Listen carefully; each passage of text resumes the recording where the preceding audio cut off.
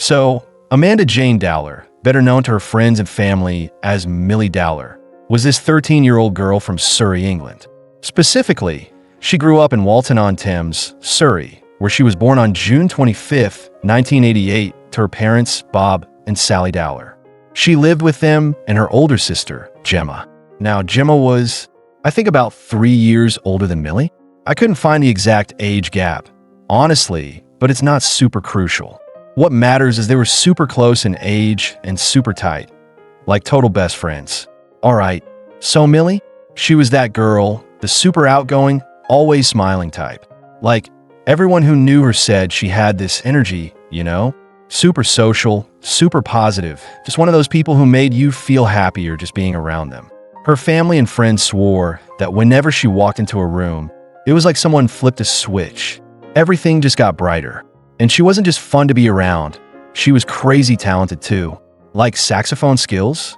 Yeah, she rocked that thing. Music was a big part of her life. But honestly, what stood out most was how connected she was.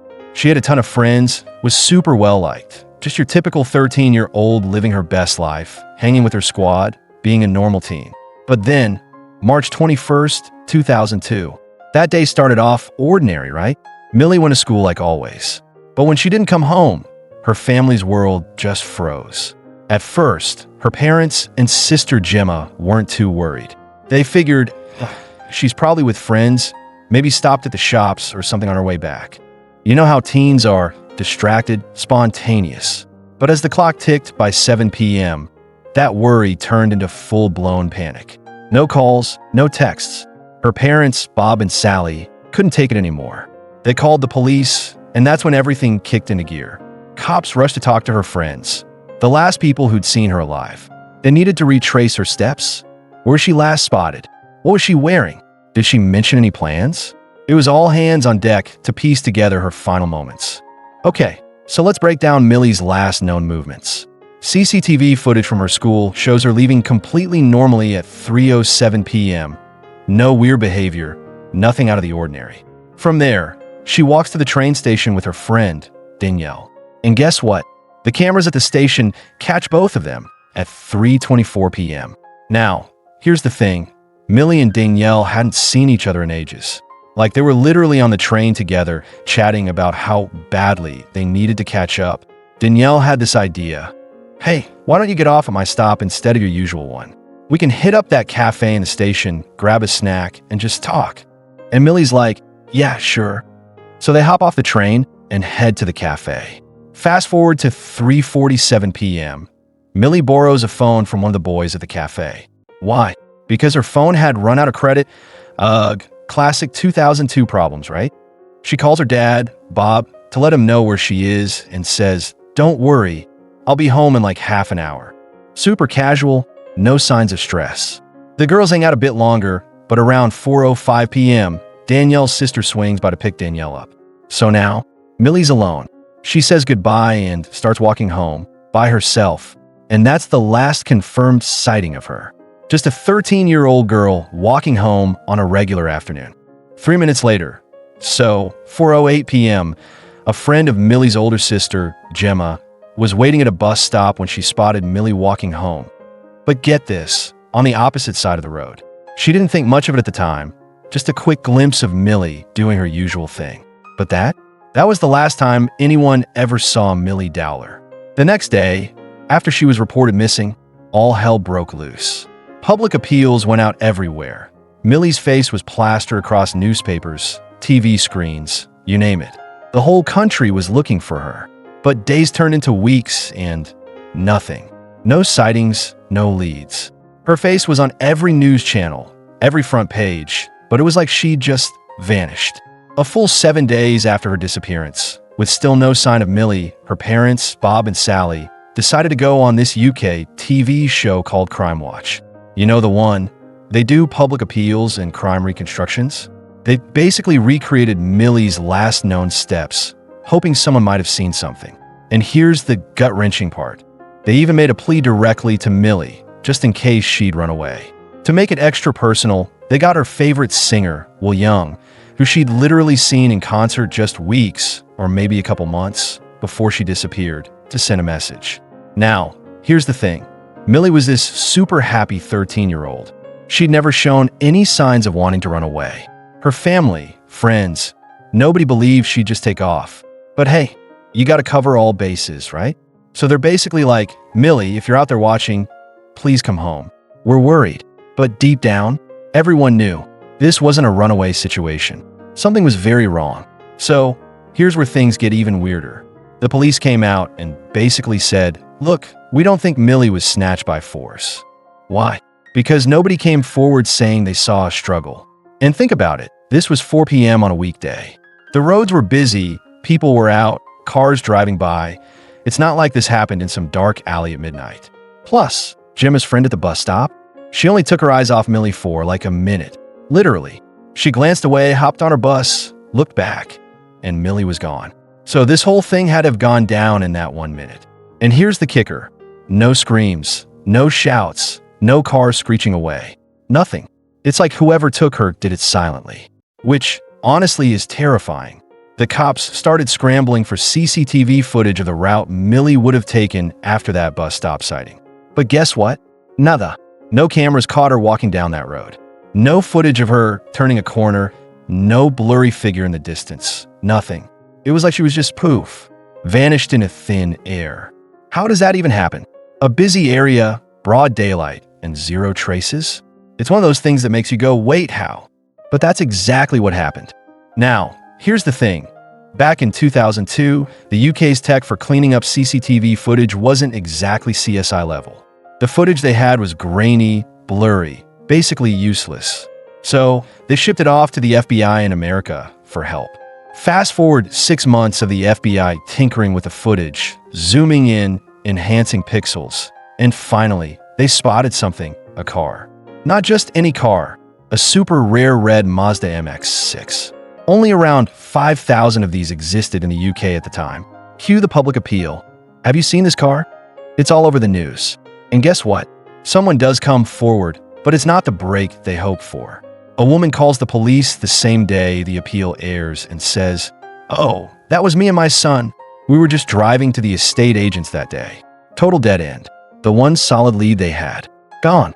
By this point, the police and public pretty much assumed Millie was dead. Over those 6 months, a few bodies have been found.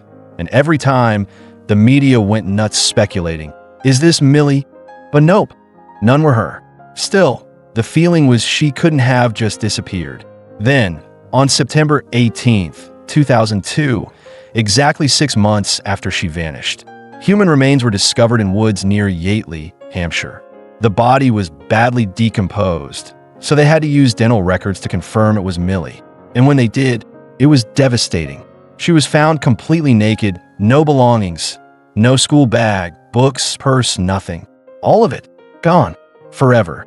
Here's the worst part. Because the body was so decomposed, they couldn't even figure out how she died. No signs of obvious trauma, no clues, just a 13-year-old girl who never made it home. So, Millie's body had been lying in those woods for 6 whole months while everyone was out searching for her. Let that sink in. 6 months of hope, appeals, and endless media coverage, and she was right there, hidden in the trees.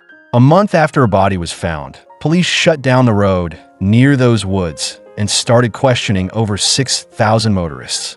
Yeah, you heard that right, 6,000. They were basically flagging down anyone who regularly drove through that area, asking, did you see anything? Anything at all. But nothing. No leads, no witnesses, no breaks. Just dead ends. And here's where it gets even messy, eh? For a hot minute, Millie's own dad, Bob, became a suspect. Why? Well, no real reason, honestly. Just the grim reality that in cases like this, families are sometimes looked at first. But they had zero solid evidence. It was pure speculation. Imagine losing your daughter, then being treated like a suspect. Talk about adding salt to the wound. Thankfully, he was cleared pretty quickly. Then, in March 2003, a full year after Millie vanished, they found unidentified male DNA on a piece of clothing in her bedroom. Cue the headlines. Is this the killer's DNA? Police theorized maybe she'd met the guy before. Maybe he'd left traces on her clothes. But nope, that theory got shot down fast. Turns out, the DNA wasn't linked to the crime at all. Maybe it was from a friend, a classmate, or just random contact. Another dead end. So there they were, a grieving family, a baffled police force, and a public desperate for answers, but nothing. Just a cold trail and a million unanswered questions. So, in April 2003, 6 months after Millie's body was found, the Dowler family had to deal with some next-level twisted stuff.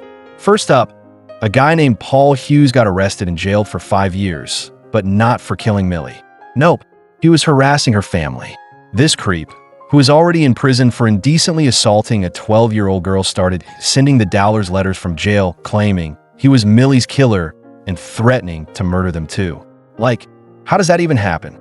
Shouldn't prison mail be screened? I get privacy, but come on, this guy's a pedophile. Letting him send threats to a grieving family? That's just ugh. And it gets worse. That same month, a woman named Leonore Newman, seriously, what is wrong with people, got arrested for calling Millie's parents, friends, and school pretending to be Millie. Imagine the emotional whiplash for her family, hearing a voice claiming to be their daughter, only to find out it's some sick prank. Then there's Gary Farr, who got sectioned under the Mental Health Act after bombarding police, Millie's friends, family, and school with emails saying she was still alive. His story? That she'd been smuggled to Poland to work as a sex slave. Absolute nonsense. But in the chaos of a high-profile case like this, these lies just pile more trauma onto the family. Here's the thing. When a case blows up this big, with Millie's face everywhere, it unfortunately attracts attention from every kind of messed up person. The family needed the publicity to find her, but also open the door for these predators and attention seekers to crawl out of the woodwork.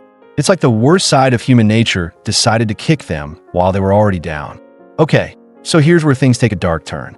In November 2004, over 2.5 years after Millie vanished, the cops working her case got a call from another police department in London. Plot twist. London police were investigating a string of murders targeting young women in the area, and they thought their suspect might be connected to Millie's case. The guy's name? Levi Belfield. And get this, before he moved to London, where he allegedly committed these other murders, he lived just 100 yards from where Millie was last seen. Like literally down the street from where she vanished. How had this guy not been on their radar sooner? Belfield was 35 at the time, born and raised in southwest London. He had 5 kids with 3 different women. Some of them lived with him, though details are fuzzy. His rap sheet? Not great. Theft, assault, basically your textbook troublemaker vibe. But nothing screamed serial killer yet. Levi Belfield had this horrifying view of women, like they were objects, possessions, something you could control.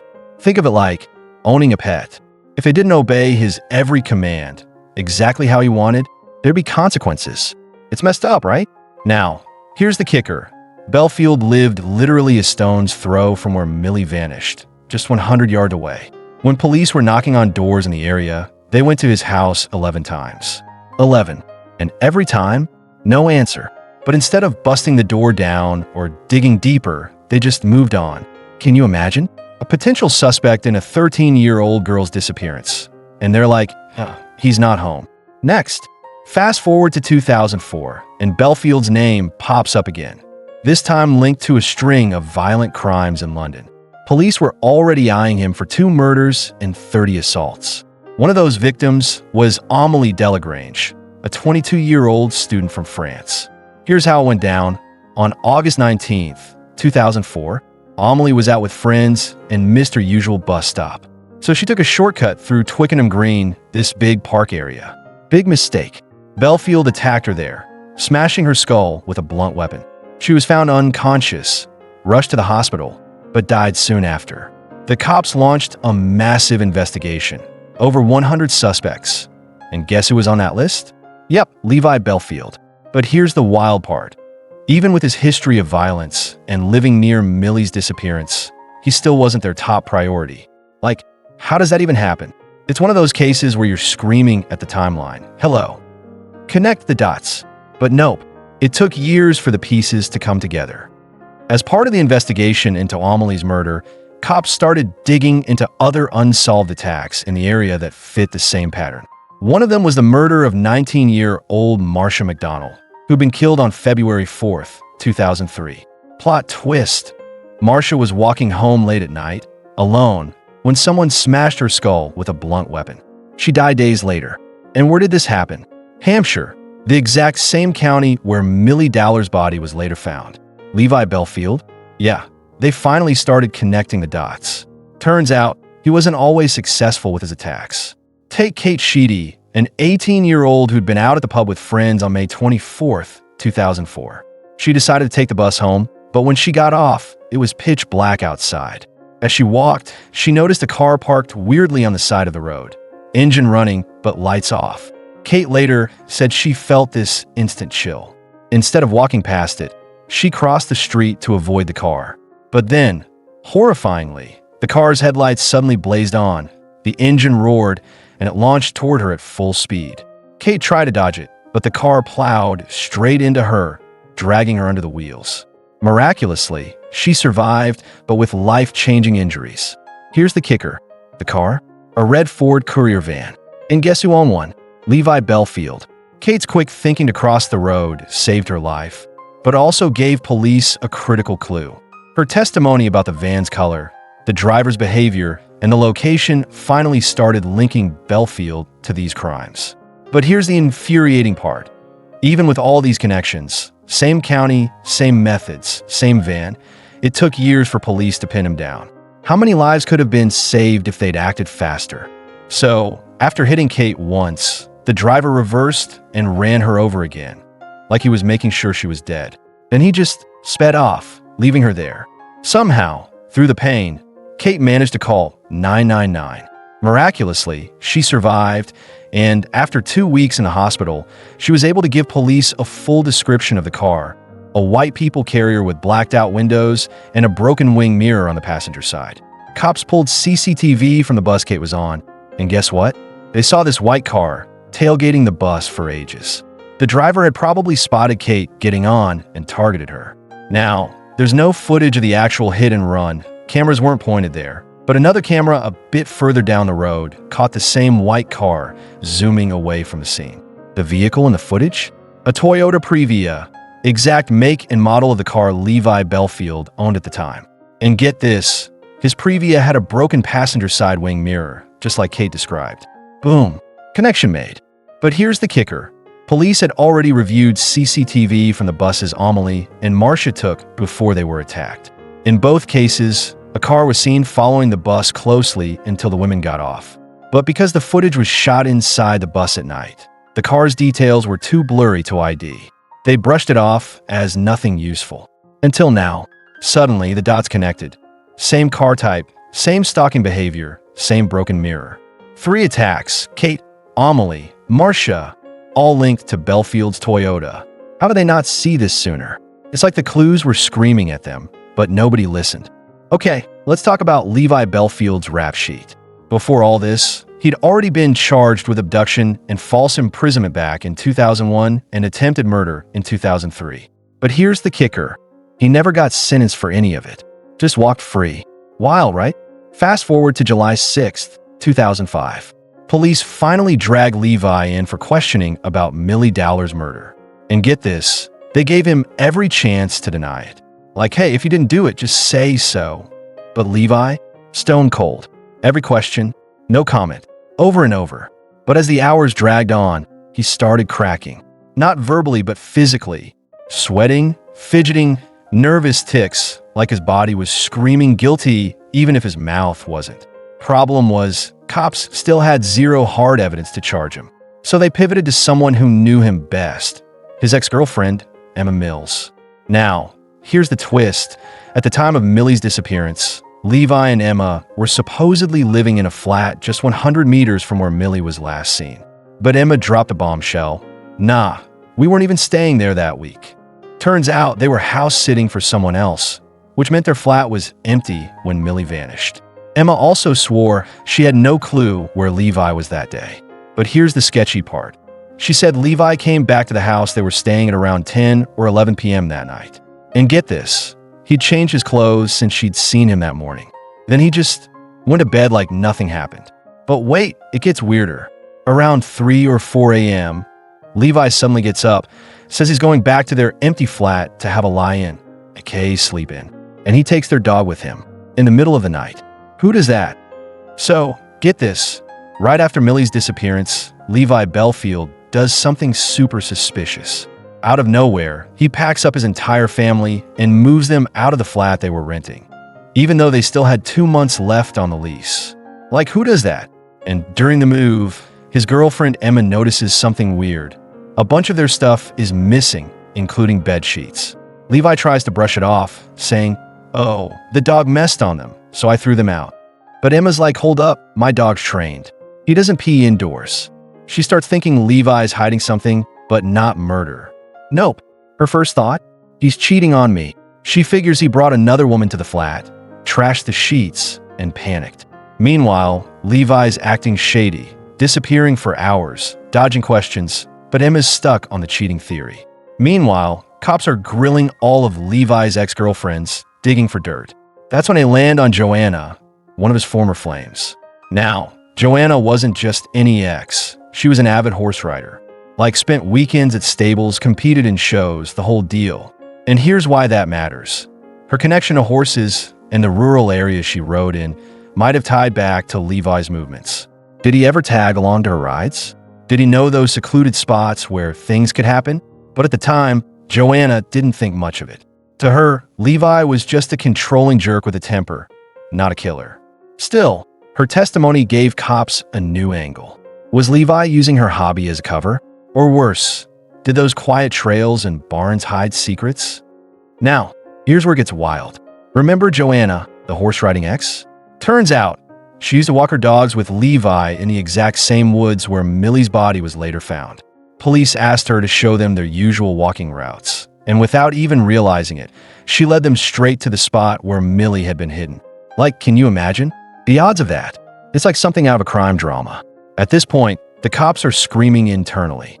Suspicion around Levi is sky high, but they've still got nothing solid to nail him. No DNA, no murder weapon, no confession. Just a mountain of creepy coincidences. So, they circle back to Emma Mills, Levi's ex-girlfriend, hoping she'll crack under pressure. And guess what? She drops a huge clue. Oh, by the way, Levi was driving this red Daewoo Nexia around the time Millie vanished. Finally, a car model to work with. Police rush back to the CCTV footage from Millie's disappearance day, zooming in on every red Daewoo Nexia in the area. And sure enough, there it is, Levi's car, lurking near the train station, the cafe, and the route Millie would have walked home. But here's the kicker. The footage was too grainy to prove it was him behind the wheel. No license plate, no clear face. Just a red blur that could be Levi.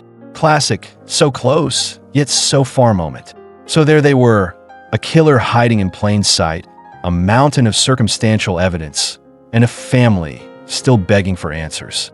All they needed was one break, one tiny slip-up to bring Levi down. But here's the wild part. Levi Belfield reported that red Daewoo Nexia missing just 8 days after Millie vanished. Like poof, car gone. Police scrambled to find it for forensic testing. Divers checked rivers. Cops combed CCTV. Helicopters scanned fields. But nothing. The car? Nowhere. It's like it evaporated. They put out public appeals. Have you seen this red Daewoo? And guess what? A tip did come in, but not about the car. A day before Millie disappeared, March 20th, 2002, an 11-year-old girl named Rachel Cowell was walking home from school just 3 miles from where Millie would vanish the next day. A man in a red car pulled up beside her, rolled down the window, and tried to lure her in. Rachel, being sharp as a tack, refused and bolted. She described the car, red, boxy, with a dent. The driver? A stocky, bald man with a scary vibe. Sound familiar? Levi Belfield. But here's the kicker. When Rachel reported it, cops brushed it off as a random creep. They didn't link it to Millie's case until years later. How did they not connect the dots? A red car matching Belfield's, a bald suspect, same area, days apart? It's like the universe was screaming clues, but everyone was on mute. So, Rachel reported the creepy encounter to the police and gave a detailed description of the guy. 30 to 40 years old, round face, driving a red hatchback with 2 child seats in the back. Fast forward years later, when cops re-examined this lead, they asked Levi's then-girlfriend, Emma Mills, about the car. And Emma? She confirmed it. Yep, that was our car. Levi drove a red hatchback with 2 child seats. Spot on. Plot twist. The same car used to stalk Rachel was identical to the one Levi owned. And Rachel's description of the driver? Bald, stocky, menacing. Exactly how people describe Belfield. But back in 2002, cops didn't connect the dots. Then, in May 2006, after years of dead ends, Levi Belfield was finally charged with the murders of Amelie Delagrange and Marsha McDonald, plus the attempted murder of Kate Sheedy. But here's the thing, Levi still denied everything. Like full-on who me? Never heard of these women vibes. So in May 2006, Levi Belfield was officially charged with the murders of Amelie Delagrange and Marsha McDonald, plus the attempted murder of Kate Sheedy. But of course, he's still out here like, nope, wasn't me. Classic Belfield. Fast forward to February 2008, and he's sentenced to life in prison for those crimes. Finally, some justice, right? But here's the frustrating part. Even with him locked up, there was still no concrete link to Millie Dowler's case. No DNA, no confession, nothing. It's like this guy left breadcrumbs for his other crimes, but went full ninja mode for Millie's. But the cops weren't giving up. Experts went full Sherlock on Millie's abduction site. They mapped out where her sister's friend last saw her at the bus stop and where CCTV should have caught her next. Turns out there was only a tiny stretch of road, like a few hundred meters, where she could have vanished. Think about it. A busy area, broad daylight, and no one saw a thing? How? It's one of those maddening cases where you're like, he's right there. How? Is there nothing? But without that smoking gun, the puzzle stayed incomplete for now. All right, let's connect these final dots. Collingwood Place, the flat Levi shared with his girlfriend Emma Mills, was right in the middle of everything. Remember how he snuck back there at 3 or 4 a.m. after Millie vanished? Super sketchy. And after years of digging, police finally had enough to say, yep, Levi Belfield killed Millie Dowler. Here's how they pieced it together. They believe Levi snatched Millie off the street and took her to his Collingwood Place flat. 25 minutes later, CCTV caught his red Daewoo Nexia zooming out of Walton-on-Thames. His phone records show him heading toward the house he and Emma were house-sitting, but he didn't arrive until 10 or 11 p.m. And get this, his phone signal cut out for a solid 6 hours between 4 p.m. and 10 p.m. 6 hours. That's a massive blackout window. Where is he? What was he doing? Only Levi knows, and he's never talked. But here's the kicker. At 5 a.m. the next morning, a witness spotted Levi returning to Collingwood Place with his dog. And who was that witness? Someone out searching for Millie. Imagine that. A desperate volunteer looking for a missing girl sees this guy casually walking his dog, totally chill, while Millie's family is in agony. So, here's what investigators think happened next. After killing Millie, Levi Belfield waited until dark and dragged her body to those woods near Yateley to dump her. Over the next few weeks, he went full cleanup mode, ditching his red car, moving out of his flat, tossing clothes, bedding, anything that could tie him to the crime. It's like he was erasing every trace of himself. Sketchy, right? But justice moves slow. On March 31st, 2010, 8 years after Millie vanished, Belfield was finally charged with her abduction and murder. His trial started in May 2011, and here's the thing. He was already serving life for the other murders. This wasn't about adding more prison time. It was about giving Millie's family answers. After nearly a decade of agony, they deserved to hear guilty for their daughter. Now, Belfield's defense tried some grim tactics. They dragged up old letters Millie had written, calling them suicide notes to suggest she'd run away or worse. Let me be clear, these were private, raw thoughts from a 13-year-old girl struggling with self-esteem. Stuff like, I hate how I look, or nobody gets me. We've all had those days, right? Her family swore these were just moments of teen angst, not some secret plan to disappear. Millie was a kid figuring life out, not someone plotting an escape. But Belfield's team ran with it anyway, trying to muddy the waters. Meanwhile, Levi himself denied everything. Didn't do it. Never met her, no idea why I'm here. Classic deflection. To this day, he's never explained why he targeted Millie or any of his victims. No remorse, no confession, just silence. The trial? It was brutal for the Dowlers. Imagine sitting through 8 years of false leads, hoax calls, and then hearing your daughter's darkest moments weaponized in court. But in the end, the evidence spoke louder. Bellfield's creepy proximity to the abduction site, his suspicious behavior, the 6-hour phone blackout. On June 23, 2011, the jury delivered a guilty verdict. Finally, Millie's name got the justice it deserved. But here's the kicker. Bellfield's still out here claiming innocence. Some questions just never get answers. Even though Levi Bellfield's defense team tried their best to focus on those letters that suggested Millie Dowler may have run away from home or even taken her own life, their argument felt painfully weak against the mountain of evidence stacked up against him. There was just too much. Too many cold, undeniable facts. And finally, in July 2011, justice caught up with Levi Bellfield. He was found guilty of the abduction and murder of Millie Dowler and sentenced to yet another life term, added onto the multiple life sentences he was already serving. But time kept moving. On January 27, 2016, just a few short years ago, Levi Bellfield finally confessed. He admitted to raping, abducting, and murdering Millie Dowler. Yet in another cruel twist, he later denied ever making that confession, as if trying to take back the truth that had already shattered so many lives.